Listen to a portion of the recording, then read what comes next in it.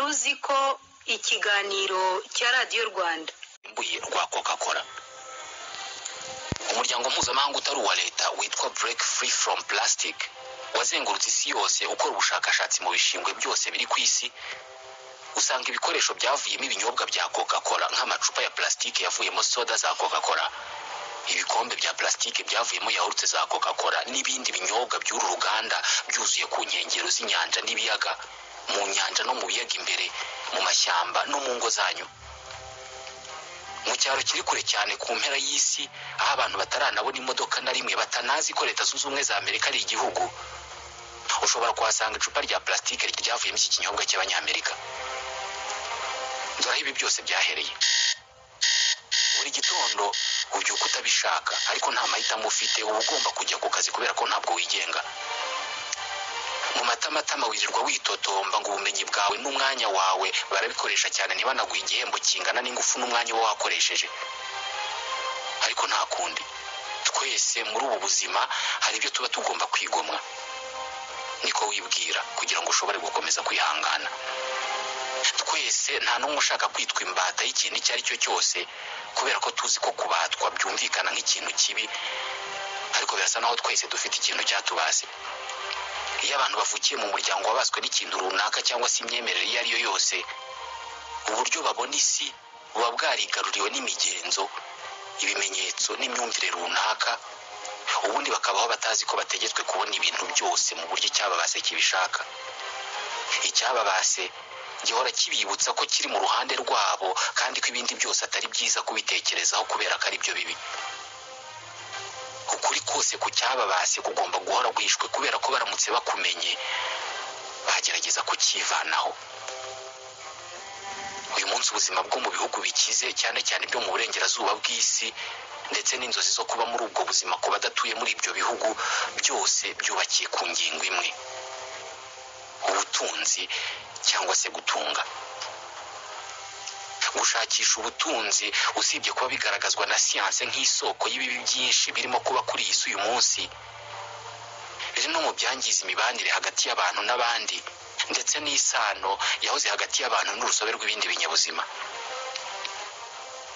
Ntabwo igitekerezo iyi nkuru yubakiyeho ari ukuvuga ko kugira ubutunzi no gukurikira imibereho y'Abanyaburayi ari bibi, ahubwo igitekerezo nyamukuru cyubakiye ku kuba abatuye isi barizeye iriya mibereho y'iterambere n'ubusirimu no gushakisha ubutunzi, babimaramo amagana y'imyaka, none uyu munsi batangiye kubona ko babikabije kandi bifite ingaruka. Ni imibereho yatangiye kubatungura. Kugira ngo abantu bagere aha byabasabye urugendo rurerure n'imyaka ibarirwa mu bihumbi, kugera bigeze aho uyu munsi abantu ku giti cyabo bishyize mu bucakara barimo kugorwa no gusohokamo. Umunezero w'umwimerere uturuka ku bintu bidahenze nk'imibanire n'isano mu bantu. Uwo munezero ntukibaho. Nta muntu ukinezerwa ataguze, adatunze. Kugira ngo wishime ugomba gutanga amafaranga. Hari igihe isi yari ituwe n'abantu bubakiye imibereho yabo yose ku bufatanye n'imikoranire hagati yabo, ndetse isano bari banayifitanye n'urundi rusobe rw'ibinyabuzima nk'inyamaswa, ibimera n'ibindi bikomokaho ubuzima nk'izuba, imvura, ukwezi, ubutaka. Uyu munsi icyo dufitanye isano kandi dufitiye inzara ni amafaranga. Yasimbuye abavandimwe, abaturanyi, inyamaswa, ubutaka, izuba, ukwezi, imvura. Kuva ku ntangiriro, ikibazo cyabyaye ibi byose ni ubukene. Ubuke bw'ibyo twari dukeneye. Umuntu wa mbere wabaye mu ishyamba yavumbuye gukoresha ibuye ry'isarabwayi asatura urubuto, kubera ko imbuto zo kurya zari zamubanye nke. Ubwo abatangije igikorwa cyo gukoresha ibikoresho ku bantu, aho kubakira imibereho yose ku bice by'umubiri we. Ibikoresho byose dukoresha uyu munsi, kuva ku rushinge kugera ku cyogajuru, byahereye aha. Kubura ibyo twari dukeneye nibyo byafunguye abantu amaso, biga kwifashisha ibibari hafi byose kugira ngo babone ibyo bakeneye.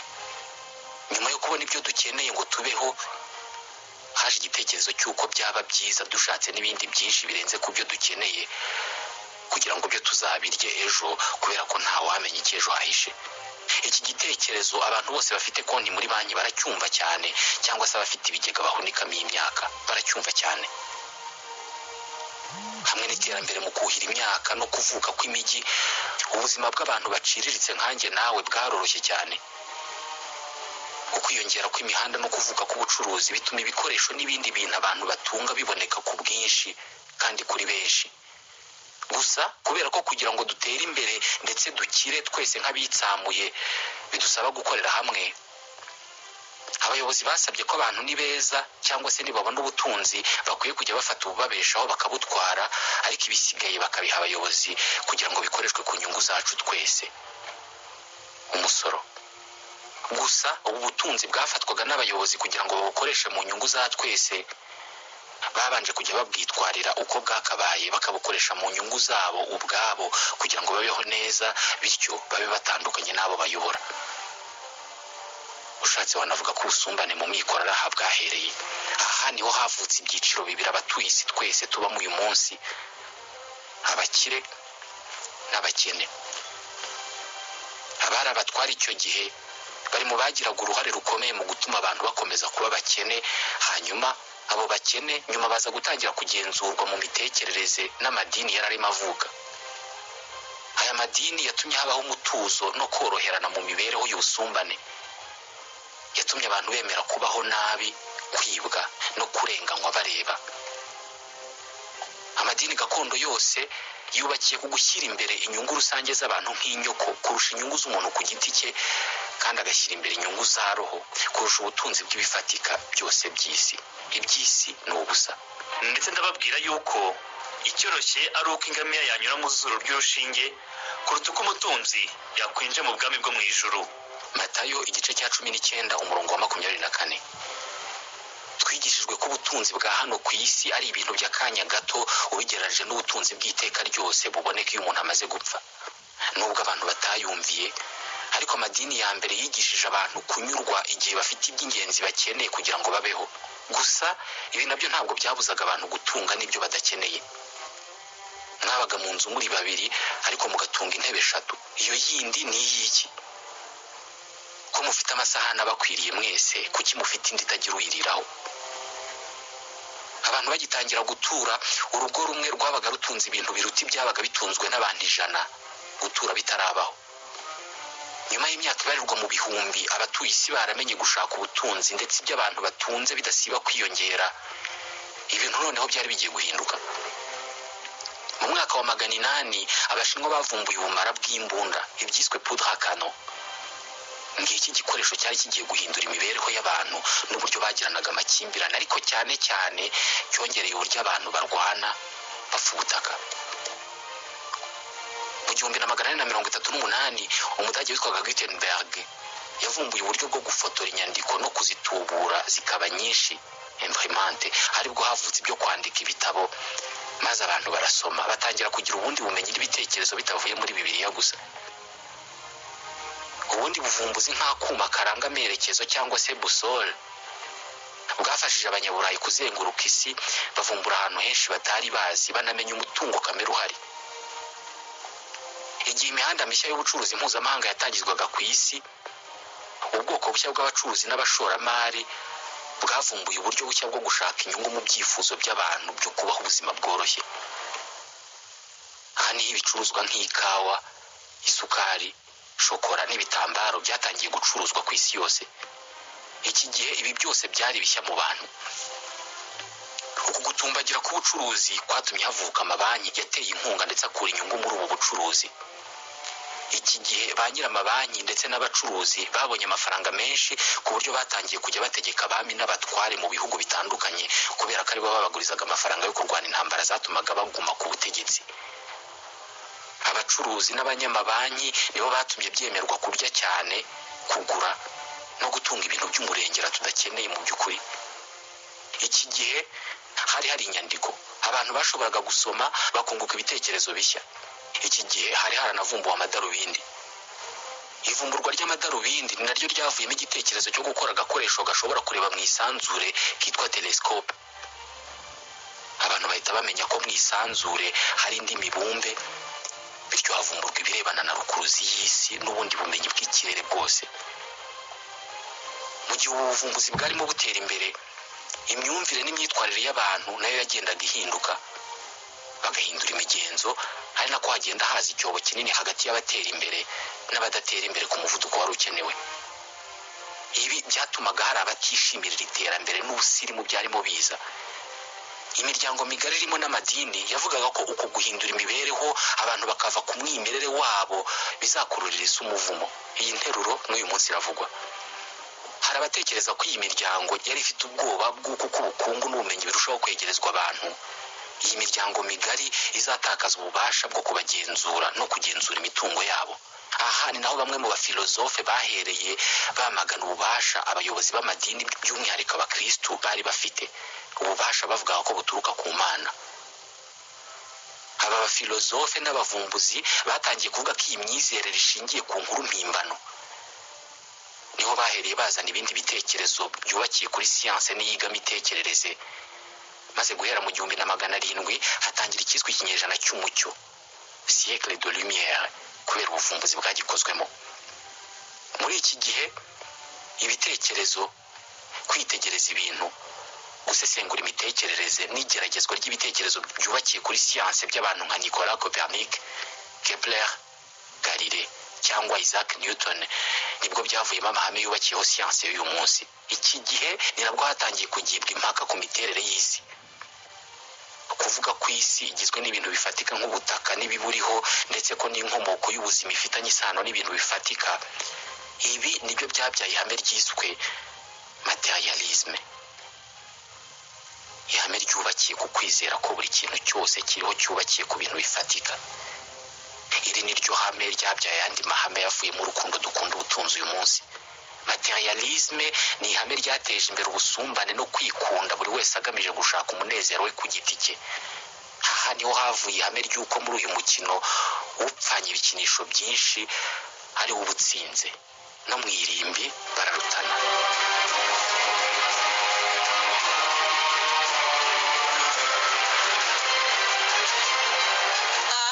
Ese kumaze amasaha ureba muri phone ngo uri kwishyura ubwo ni amahoro? Oya sha, ahubwo urabona nabanje kuyakurira kuri konti ya banki, ubu ndayazanye noneho kugira ngo nishyure, ahubwo nyibutsa ya kode yo kwishyura, dore ko nishyura bahita banankatasha. Cyo ubu muri ibi bihe bya covid ibintu byose bituvuna n'ibidukata amafaranga, nabyo turi kubikorera social distancing. Ishyura na Equity faster nta kiguzi. Ishyura faster na Equity ukanze akanyenyeri 555 akanyenyeri rimwe akanyenyeri kode y'umucuruzi akanyenyeri umubare w'ayishyurwa urwego, birihuta kandi nta kiguzi. Equity, ishusho nshya ya banki nyafurika ikwitayeho.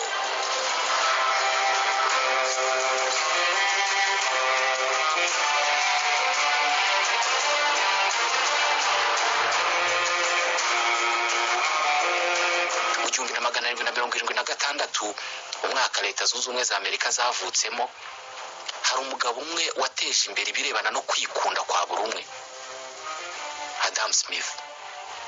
Mu gitabo yise Wealth of Nations yavuze uburyo iyo umuntu ashatse ubutunzi akabwirundaho wenyine aba arimo guca inzira nziza yo gukira kw'abandi ndetse n'igihugu muri rusange.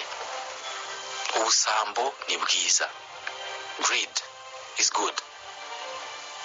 Yavuze ko uburyo bwo gukiza abantu bose ari ukureka abantu ku giti cyabo bakihaza mu butunzi.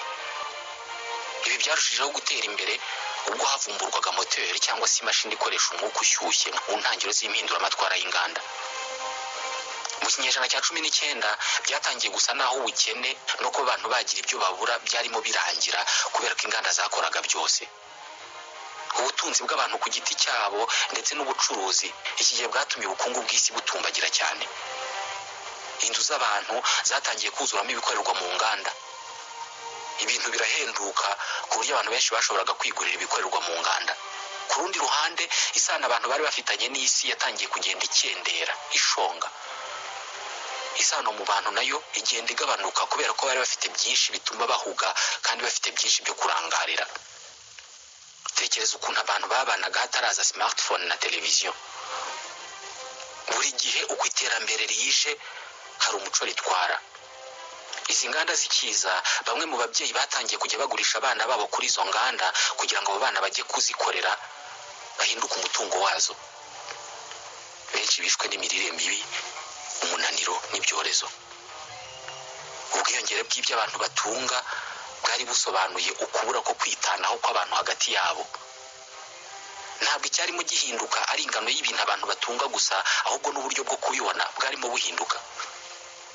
Amaduka nk'aya tubona mu mijyi y'uyu munsi yatangiye mu mwaka w'1800, hanyuma guhaha cyangwa se kujya kugura mu masoko ariko cyane cyane bihinduka igikorwa cyo kwishimisha. Uyu munsi hari abantu uzabaza ibintu bibashimisha muri ubu buzima bakubwira imikino, ibitaramo no gushopinga.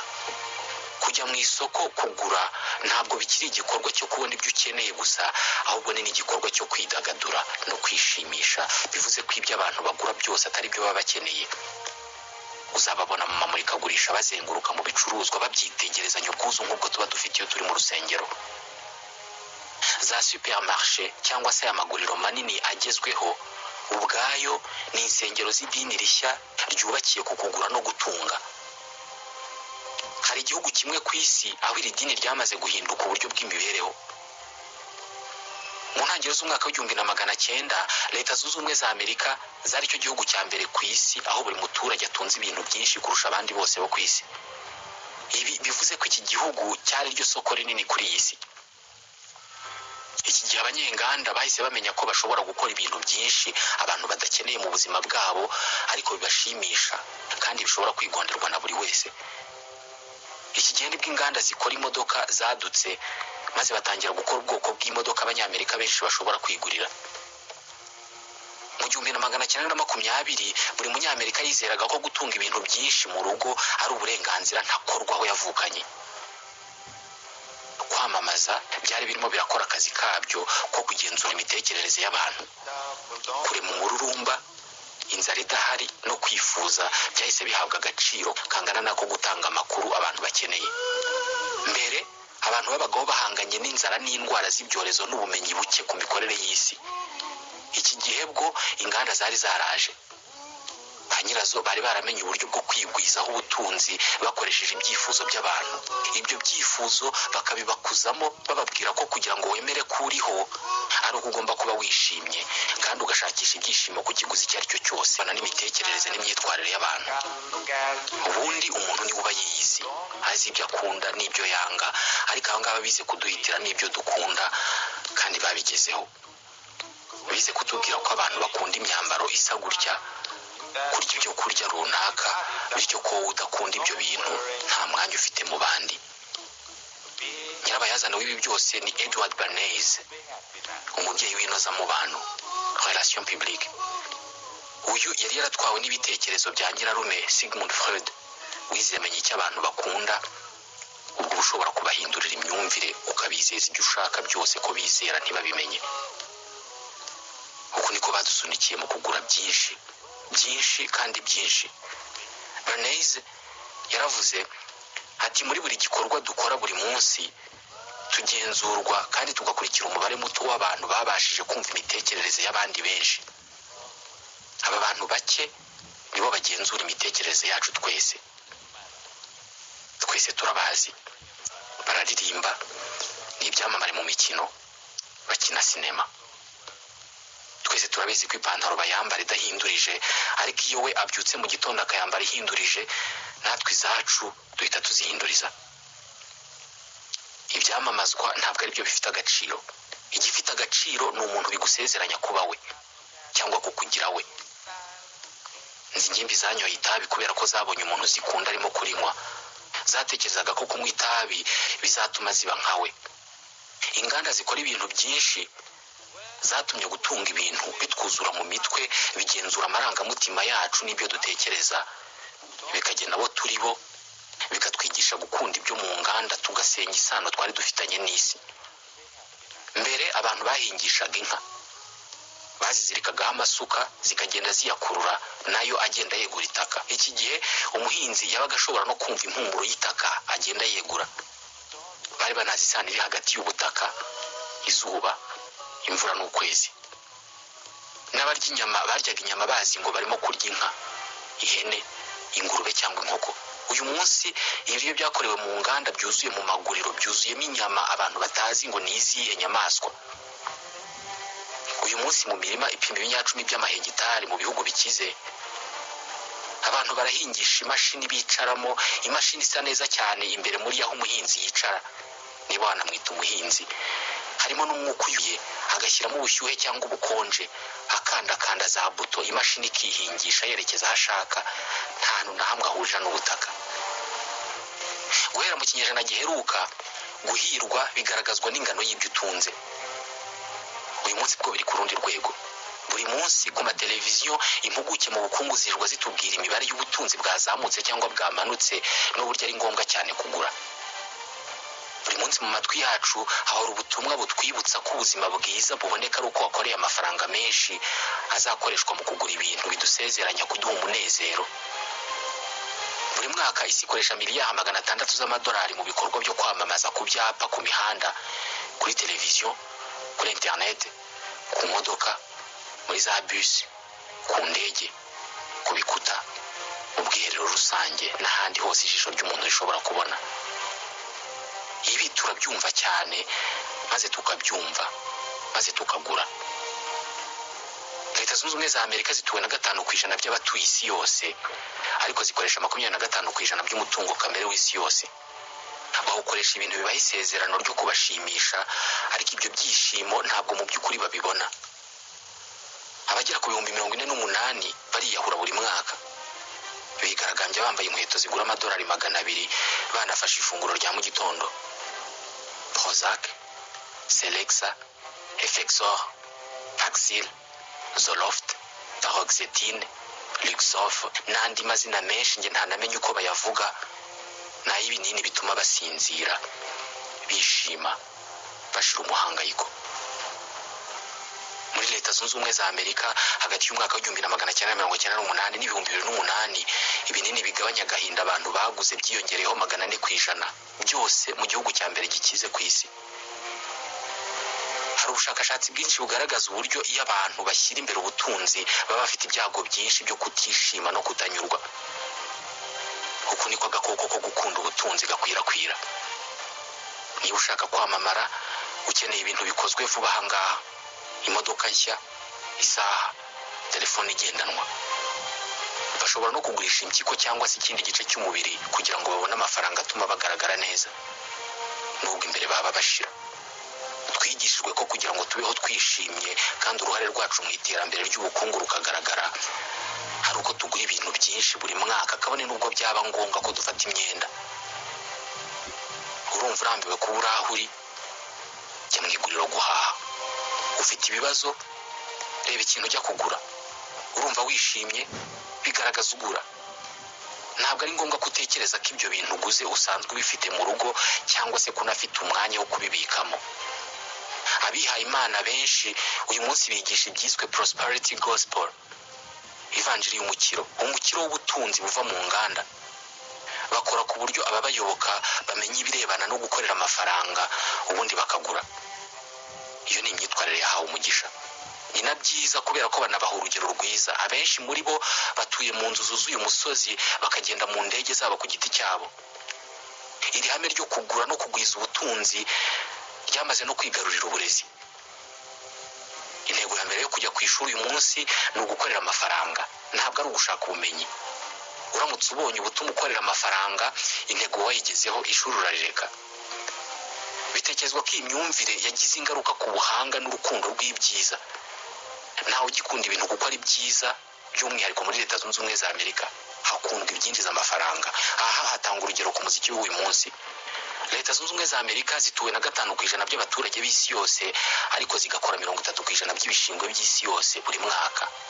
Uyu munsi bakeneye ingano nini cyane y'ubutaka bwo kumenaho amamiliyari y'amatoni y'ibishingwe bakora buri mwaka.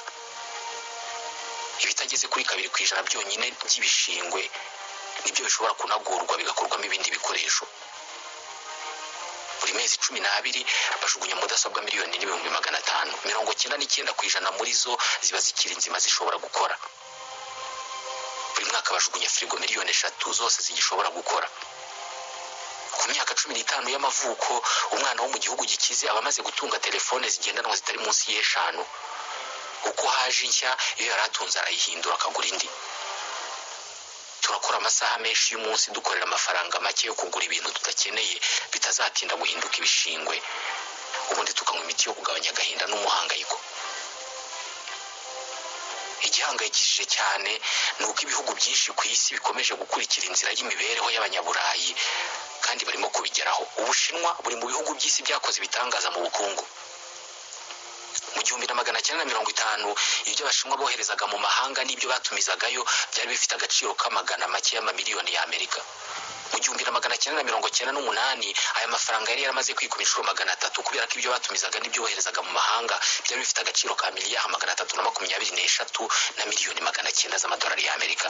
Uyu munsi abashinwa bafite imodoka nyinshi kurusha Leta Zunze Ubumwe za Amerika. Buri mwaka bongera mu mihanda yabo imodoka miliyoni 20 kandi bakubye abanyamerika inshuro 5 mu bwinshi. Kandi ubwo buri mushinwa ntabwo atunze imodoka. Nibagera ku rwego aho buri muturage azaba atunze imodoka nk'uko impuzandengo yo muri Leta Zunze Ubumwe za Amerika ibigaragaza, bizaba ngombwa ko buri munsi bazajya batumiza mu mahanga peteroli nyinshi kuruta isi yose itunganya ku munsi umwe. Ni ukuvuga ko isi yose buri munsi izajya ikora peteroli yo kohereza mu Bushinwa. Hanyuma se twebwe ntitwibagirwe Ubuhindi nabwo bushobora kuzakura Ubushinwa ku mwanya wa mbere mu kugira abaturage benshi. Aba nabo bazaba bakeneye imodoka, petrol na smartphone. Imibare yo guha abatuye isi bose ubuzima nk'ubw'abanyaburayi cyangwa abanyamerika ntabwo ishoboka. Urugamba rwo gushakisha amafaranga menshi no kugura ibintu byinshi rusa no kwirwanya twebwe ubwacu. Nyamara icyo tubikorera ubusanzwe ntabwo gihenda, ndetse rimwe na rimwe ni ubuntu. Urukundo rw'abantu, kubana n'abandi no guhabwa agaciro mu bandi. Ibi ngibi abantu bashobora kubigeraho badafite ubutunzi. Dusoreje iki gice muri iki kiganiro twari kumwe na Equity Bank. Equity, ishusho nshya y'Abanyafurika ikwitayeho. Reka noneho tuvuge ku buzima mu gice gitegurwa na Minisiteri y'Ubuzima ibinyujije mu kigo cyayo gishinzwe ubuzima RBC. Waruzi amoko y'inkingo zose umwana akwiye gufata kugeza agejeje ku myaka 2. Ni nko kurwanya ikibi ukoresheje ikibi cyangwa se kuzimya umuriro ukoresheje undi muriro. Gukingira umubiri ni ugufata udukoko turi ku gipimo gito ukadutera mu mubiri kugira ngo utwo dukoko tuzarinda uwo mubiri kuzibasirwa na mwene utwo dukoko mu gihe kizaza. Ubudahangarwa bwo mu mubiri wacu busa n'ubufite ubwonko bubika amakuru mu gihe kirekire cyane. Buri gihe iyo umubiri wacu winjiyemo agakoko runaka gatera indwara, ubudahangarwa bwawo uhita bukora ku buryo butoza tumwe mu tunyangingo tw'uwo mubiri kuzahangana na mwene ako gakoko nikibeshya kakongera kugaruka. Ni nko gufata itsinda runaka ry'utunyangingo ukaribwira ko rishinzwe kurwanya malaria. Niba warwaye malaria bwa mbere, umubiri ugahita wiga uko uzarwanya malaria ubutaha. Utwo tunyangingo tuguma aho ngaho tukazakanguka ari uko ka gakoko kigize gutera indwara kagarutse mu mubiri. Kubera iyi mikorere y'umubiri rero, hari amoko y'inkingo bakora mu dukoko dutera indwara. Niba ari nk'urukingo rw'imbasa, bashobora gufata agakoko gatera imbasa bakakambura ubushobozi bwo kwica umubiri, ubundi bakagashyira muri uwo mubiri ku buryo kazaba gashinzwe kurwanya bene wako bazahirahira baza muri uwo mubiri. Izi nkingo bazita vaccin atténué. Gutera umuntu urukingo ni nko kumwinjizamo abasirikari bazahora bari maso ku buryo agakoko bakingiye katazigera kabinjirana. Dore zimwe mu nkingo uyu munsi zihabwa abana mu Rwanda. Umwana ukivuka akingirwa igituntu n'imbasa. Umwana umaze ukwezi n'igice akingirwa impiswi, imbasa, akaniga, agakwega, kokorishi, umwijima wo mu bwoko bwa B, indwara ziterwa n'udukoko two mu bwoko bwa Haemophilus influenza yo mu bwoko bwa B, ndetse n'utwo mu bwoko bwa pneumocoque ari two dukunze gutera indwara y'umusonga na mugiga ku bana. Umwana umaze amezi 2 n'igice yongera guhabwa inkingo yabonye ku kwezi kumwe n'igice. Ibi babyita gushimangira inkingo yabonye mbere. Umwana umaze amezi 3 n'igice nanone yongera kubona inkingo yabonye ku mezi 2 n'igice havuyemo urw'impiswi. Umwana umaze amezi 9 abona urukingo rw'iseru na rubeole. Umwana umaze amezi 15 abona urukingo rwo gushimangira rw'iseru na rubeole. izindi nkingo zishobora kwiyongeraho mu gihe hari indwara yihariye ndetse no mu kigero cy'imyaka itandukanye. Urugero ni nk'urukingo rwa kanseri y'inkondo y'umura cyangwa se izihabwa abagore batwite. Iyo umwana akingiwe izi nkingo tuvuze nibwo aba akingiwe inkingo zuzuye. Ubu ni ubutumwa bwa Minisiteri y'Ubuzima inyuza mu kigo cyayo gishinzwe ubuzima RBC. Ni naho dusoje ikiganiro ziko cyo kuri uyu munsi. Nitwa Ismael Mwanafunzi, ndabashimiye.